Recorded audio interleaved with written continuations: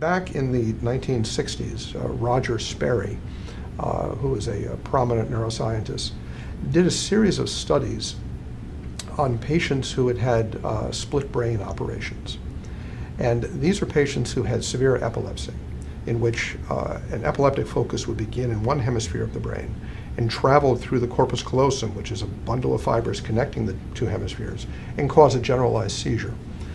It was recognized by surgeons in the mid-20th century that if you cut the fiber bundle that connected the two hemispheres of the brain, that you could prevent the seizures from becoming generalized and you could greatly improve the quality of the patient's life.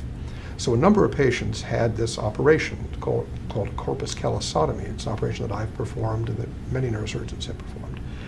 And surprisingly, after the operation, the patients, their seizures would get better, of course, but they really weren't much different.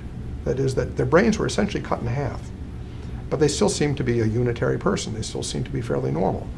Sperry was a neuroscientist who studied these people in detail, and he did find that there were some subtle abnormalities as a result of cutting the brain in half. But the abnormalities were very subtle. They were so subtle that the experiments he did won him the Nobel Prize. But they weren't obvious. They weren't obvious changes.